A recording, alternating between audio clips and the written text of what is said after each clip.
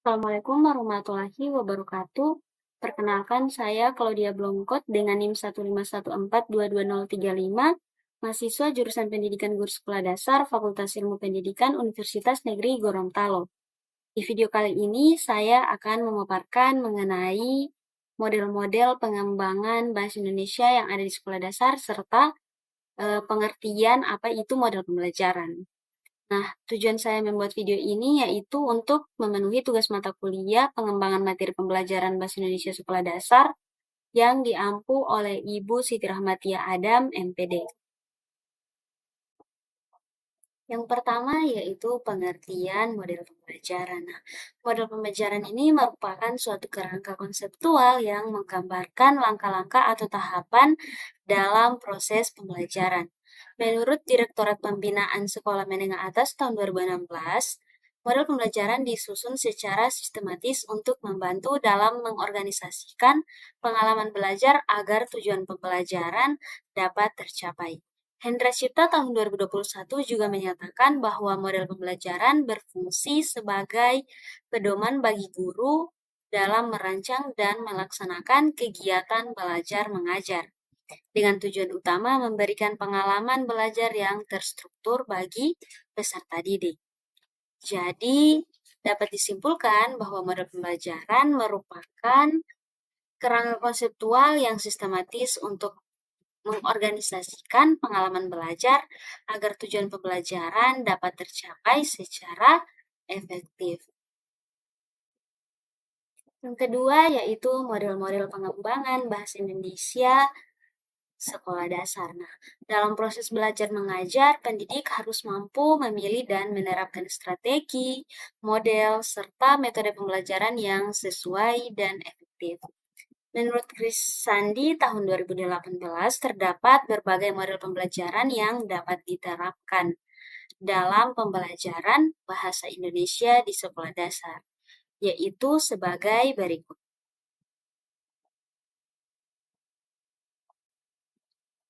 Yang pertama yaitu model pembelajaran mendengarkan. Nah, model pembelajaran mendengarkan ini terdiri dari beberapa model di dalamnya. Yang pertama yaitu retelling stony, yang kedua bisik berantai, yang ketiga model menyimak secara langsung atau direct listening activities, kemudian yang keempat identifikasi kata kunci, yang kelima memperluas kalimat, dan yang keenam menyelesaikan cerita. Yang pertama yaitu model retelling story. Nah, retelling story adalah kegiatan menceritakan ulang sebuah cerita yang sudah ada, seperti dongeng, mitos, atau karya sastra lainnya. Nah, langkah-langkah dari model retelling story ini yang pertama, guru menyiapkan bahan bacaan. Yang kedua, salah satu siswa membaca dengan nyaring. Yang ketiga, siswa menyimak dengan seksama. Dan yang keempat, siswa ditugasi untuk menceritakan kembali isi bacaan dengan bahasanya sendiri.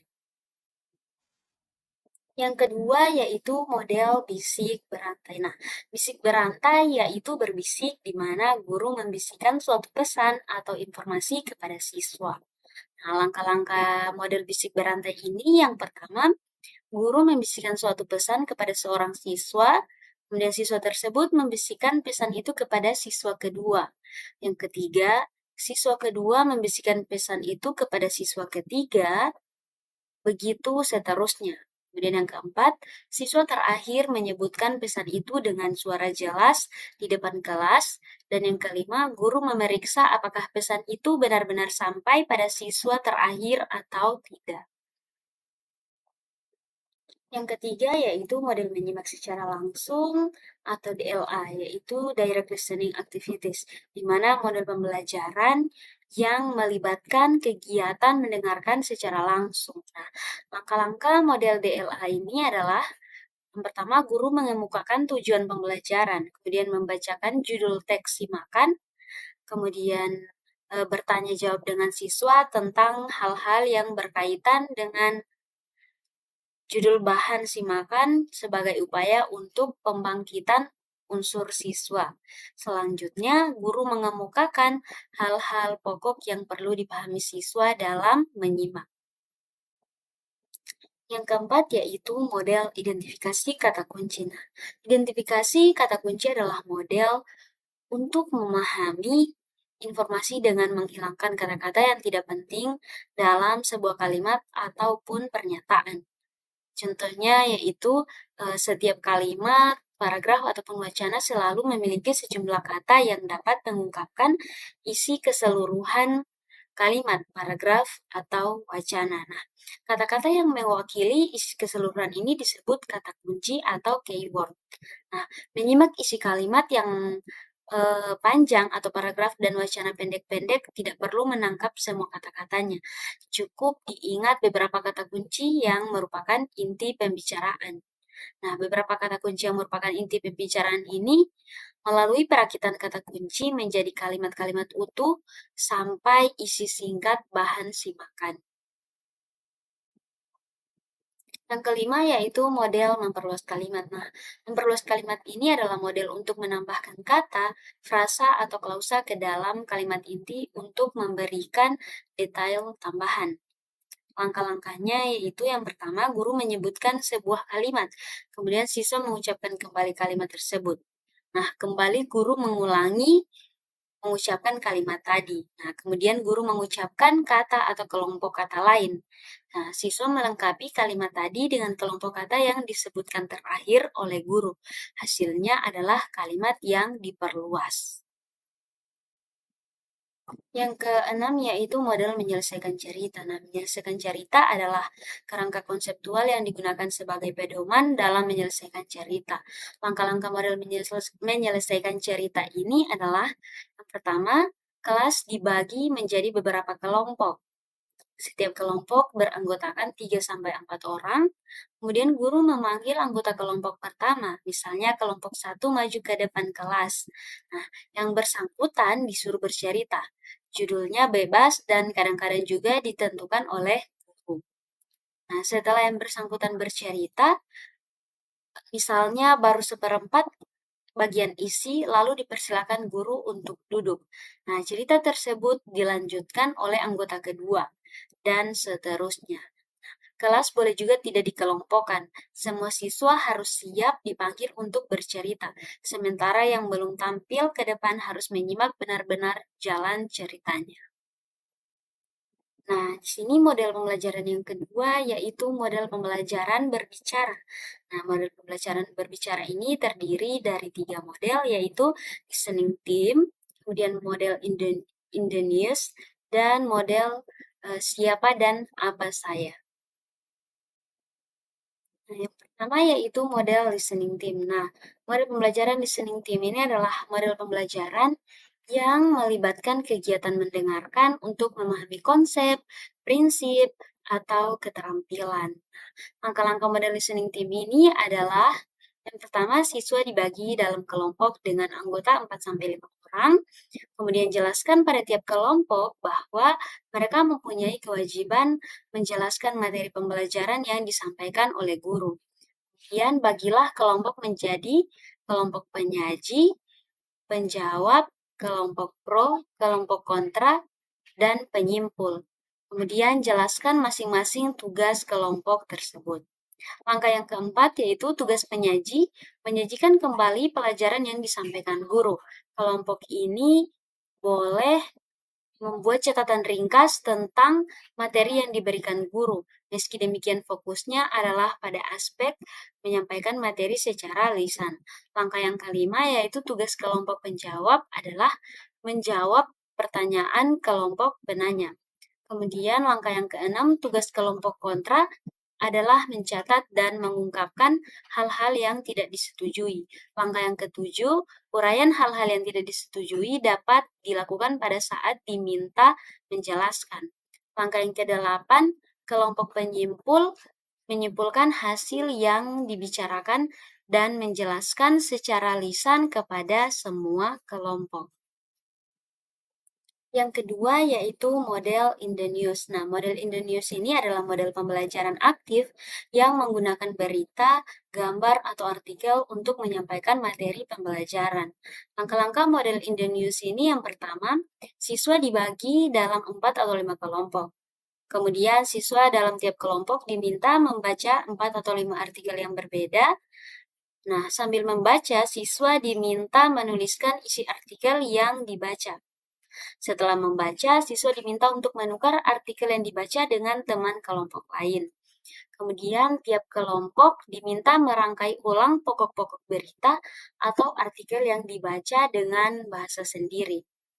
Nah, yang keenam yaitu kelompok juga menyediakan sanggahan jika ada uraian kelompok lain yang tidak sesuai. Langkah yang ketujuh yaitu pokok-pokok sanggahan dijadikan bahan diskusi dalam masing-masing kelompok. Dan langkah yang kedelapan, semua kelompok harus menyajikan kesimpulan hasil secara lisan. Yang ketiga yaitu model siapa dan apa saya. Nah, model ini dapat digunakan dalam keterampilan menyimak dan keterampilan berbicara.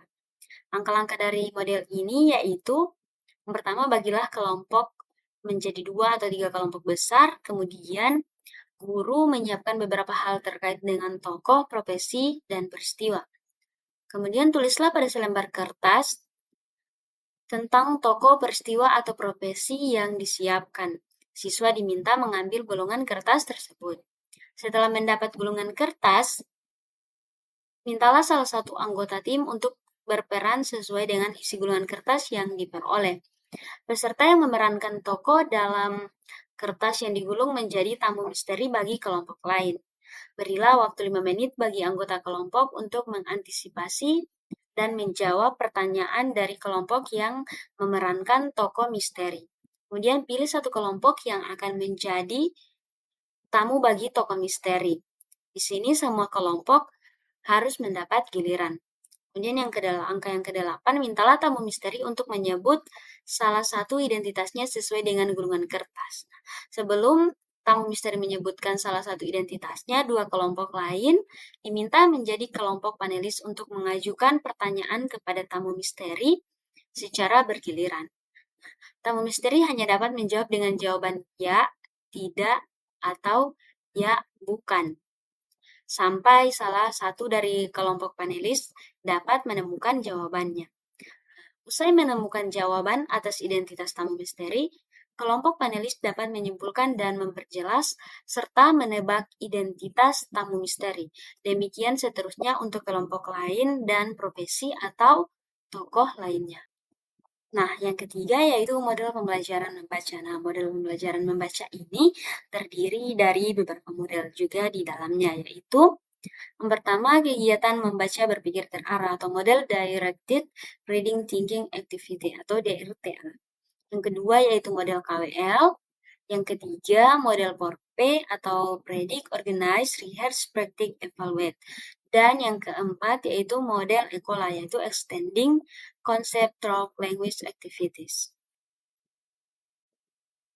Yang pertama yaitu model kegiatan berpikir terarah atau model Directed Reading Thinking Activity atau DRTA. Model kegiatan membaca berpikir terarah ini adalah strategi yang melibatkan siswa dalam membaca dengan memprediksi, meringkas, dan mengevaluasi bacaan. Nah, langkah-langkah dari model DRTA ini yang pertama tahap prabaca. Nah, tahap prabaca ini yaitu lembar prediksi berisi klarifikasi seperti benar salah, kolom terbukti, tidak terbukti, informasi tidak cukup, dan lain-lain. Kemudian menentukan tujuan membaca. Nah, apakah terbukti atau tidak prediksinya. Kemudian yang ketiga yaitu lanjutannya. Nah, setelah itu masuk pada tahap membaca. Pada tahap membaca ini, itu membaca teksnya itu bisa nyaring ataupun dibaca dalam hati. Kemudian memberi tanda X pada lembar klarifikasi dan pada lembar prediksi untuk menentukan berapa banyak kesesuaian hasil prediksi dengan isi bacaan. Dan yang ketiga yaitu pasca membaca, yaitu membanding isi prediksi dengan isi teks yang sebenarnya. Kemudian menganalisis daftar prediksi dan menilai berapa banyak kesesuaian hasil prediksi dengan isi bacaan. Nah, yang kedua yaitu model KWL. Nah, model KWL ini adalah salah satu model pembelajaran membaca yang menekankan pada pentingnya latar belakang pengetahuan pembaca. Strategi KWL ini terdiri dari 3 langkah, yaitu langkah K, yaitu what I know, apa yang saya ketahui. Langkah yang kedua atau W, yaitu what I want to learn, apa yang ingin saya pelajari. Dan langkah L, yaitu what I learned, apa yang telah saya pelajari. Jadi KWL ini dikembangkan dan diuji terapkan untuk mengetahui kerangka kerja guru guna mengetahui kemampuan siswa. Nah, yang ketiga yaitu model Porpe. Nah, model Porpe ini merupakan strategi belajar yang dikembangkan oleh Simpson tahun 1986 yang dirancang untuk membantu siswa dalam merencanakan secara aktif, memonitor dan mengevaluasi pembelajaran mereka mengenai isi bacaan, kemudian mempelajari proses-proses yang berbelit-belit dalam persiapan ujian esai, kemudian menggunakan proses menulis untuk mempelajari isi bacaan. Nah, tahap strategi 4P ini dia yang pertama predik. Nah, predik itu membuat prediksi berupa pertanyaan-pertanyaan esai. Yang kedua organize. Nah, mengorganisasikan konsep dalam bentuk mind mapping. Yang ketiga rehearse, yaitu melatih kembali dengan cara mempresentasikan di depan. Yang keempat praktik, yaitu praktik atau menuliskan kembali dengan bahasanya sendiri. Dan yang kelima evaluate, yaitu evaluasi yang menjawab pertanyaan esai yang dibuat oleh guru. Keempat yaitu model Ekola. Nah, model pembelajaran yang bertujuan untuk meningkatkan kemampuan membaca pemahaman siswa. Langkah-langkah model Ekola ini yang pertama yaitu menentukan tujuan komunikasi, yaitu siswa berdiskusi untuk menentukan tujuan membaca. Langkah yang kedua yaitu memilih materi bacaan, mengenali karakteristik bacaan, bahasanya mudah dimengerti, ada pesan yang disampaikan, mendidik, menghibur, dan mudah diperoleh. Kemudian menyediakan waktu agar kemampuan membaca menjadi baik. Salah satu cara yang perlu dilakukan adalah dengan menyediakan waktu rutin untuk selalu membaca. Dan langkah yang keempat yaitu membaca kritis. Nah, setelah melakukan pemahaman terhadap isi atau informasi, pembaca akan mengalami proses analisis dan evaluasi terhadap teks yang dibaca. Nah, yang keempat yaitu model pembelajaran menulis. Jadi mohon maaf di slide-nya itu untuk angkanya itu salah, seharusnya di situ sudah masuk pada model pembelajaran yang keempat. Nah, jadi model pembelajaran yang keempat ini terdiri dari 5 model di dalamnya, yaitu ada model brainstorming, model brainwriting, model roundtable, model Brown, dan model sugesti imajinasi. Yang pertama yaitu model brainstorming. Nah, model brainstorming adalah model diskusi kelompok yang bertujuan untuk mengumpulkan ide-ide kreatif dalam memecahkan masalah. Adapun langkah-langkah dari model ini yaitu siswa dibentuk dalam beberapa kelompok yang heterogen, kemudian masing-masing kelompok berdiskusi menentukan topik tulisan dapat didasarkan tema sentral yang diberikan guru atau memilih tema yang guru berikan. Kemudian setelah menemukan tema tulisan dalam kelompoknya, mereka brainstorming untuk menentukan topik tulisan per siswa atau individu. Nah, brainstorming dilakukan terus dalam tahap pra penulisan, khususnya dalam hal penggalian dan pengumpulan bahan tulisan. Para siswa diberi kesempatan untuk menulis secara mandiri atau sendiri-sendiri. Setelah usai mereka dikelompokkan lagi dalam kelompok semula dan dilakukan tahap pasca menulis atau editing dan revisi. Nah, para siswa melakukan brainstorming dalam mencermati tulisan teman lainnya.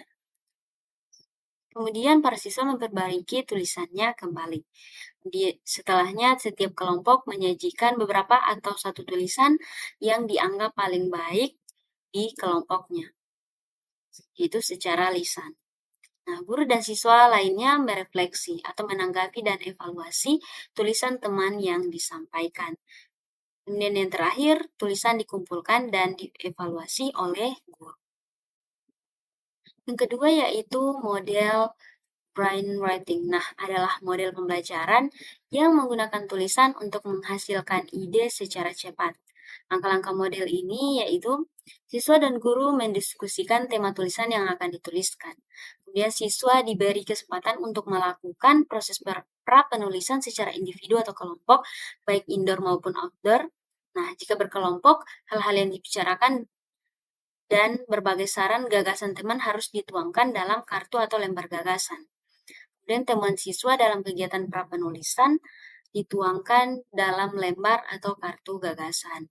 Kemudian siswa diberi kesempatan untuk menulis secara mandiri. Setelah selesai menulis draft, tulisan siswa ditukarkan dengan siswa lain, berpasangan ataupun acak, dan mereka melakukan tahap pasca menulis. Nah, para siswa akan melakukan brainwriting dalam menyunting tulisan teman lainnya. Dan siswa diminta memberikan saran, komentar, gagasan, dan semacamnya atau tulisan teman yang dibacanya dalam lembar atau kartu gagasan. Setelah tulisan dikembalikan beserta kartu gagasan, para siswa memperbaiki tulisannya kembali. Kemudian beberapa siswa diminta menyajikan tulisannya secara lisan, kemudian guru dan siswa lain berefleksi.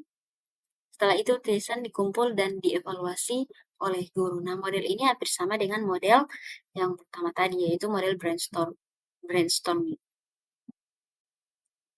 Yang ketiga yaitu model roundtable. Nah, model roundtable ini dikembangkan dengan dasar pendekatan kooperatif dan kontekstual, di mana tulisan yang paling tepat untuk jenis ini adalah tulisan kreatif, yaitu cerpen, puisi, drama, dan beberapa tulisan faktual seperti narasi, deskripsi, dan sebagainya. Nah, model ini mengedepankan suatu kerjasama dalam kelompok untuk membuat tulisan bersama. Akan sangat baik jika hal ini pun dikompetisikan dalam kelas tersebut. Nah, adapun langkah-langkahnya yaitu guru memberi pengarahan model prosedural roundtable dan pengantar kompetensi yang diarahkan dalam pembelajaran.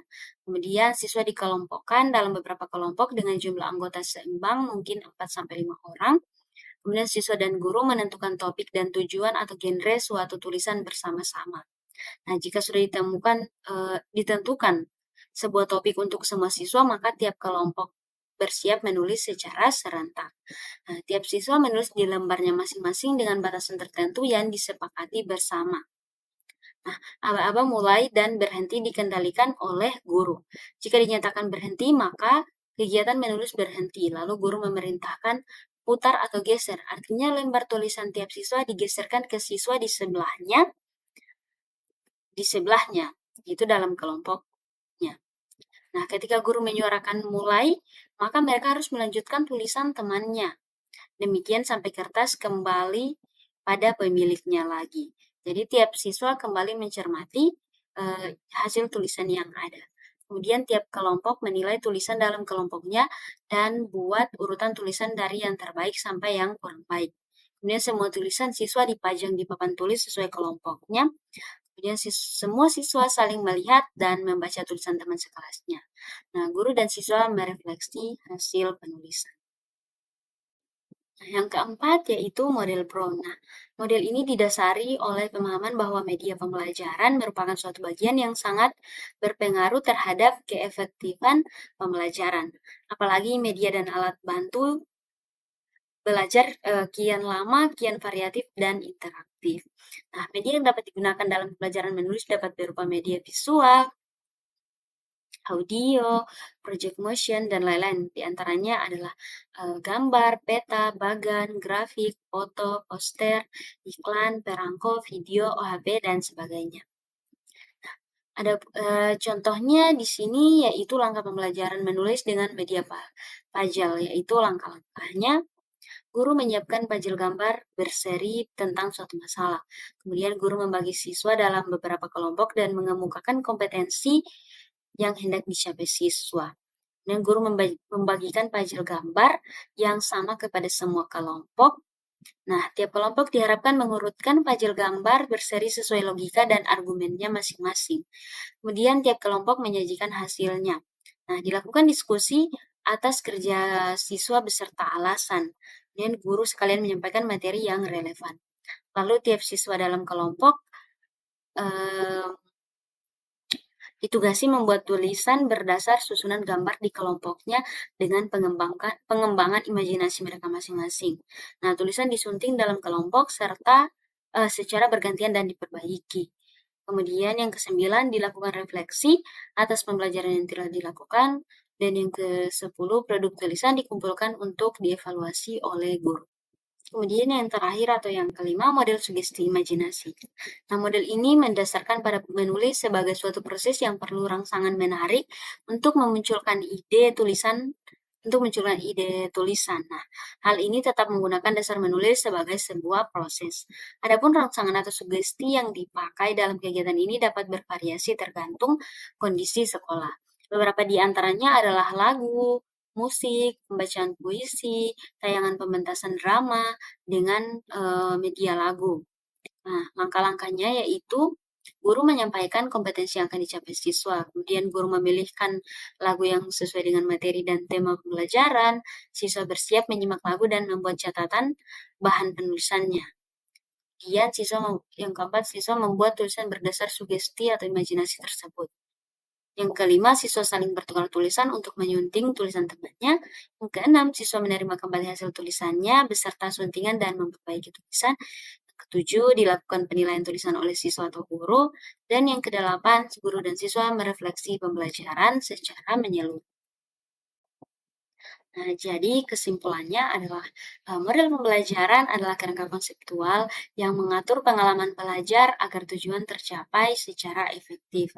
Nah, dalam pembelajaran bahasa Indonesia di SD, model pembelajaran disesuaikan dengan keterampilan menyimak, berbicara, membaca, dan menulis. Nah, model menyimak mencakup retelling story, basic berantai, DLA, identifikasi kata kunci, memperluas kalimat, dan menyelesaikan cerita. Nah, untuk berbicara digunakan listening team, Ingenius, dan siapa dan apa saya. Kemudian model membaca meliputi DRTA, KWL, PORPE, dan EKOLA. Sedangkan keterampilan menulis dapat dikembangkan melalui brainstorming, menulis bebas, dan menulis terpadu. Nah, model-model ini membantu meningkatkan keterampilan berbahasa siswa secara aktif dan efektif. Baik, mungkin itu saja pemaparan mengenai pengertian model pembelajaran serta model-model pengembangan pembelajaran bahasa Indonesia di sekolah dasar dari saya. Lebih dan kurangnya saya mohon maaf. Assalamualaikum warahmatullahi wabarakatuh.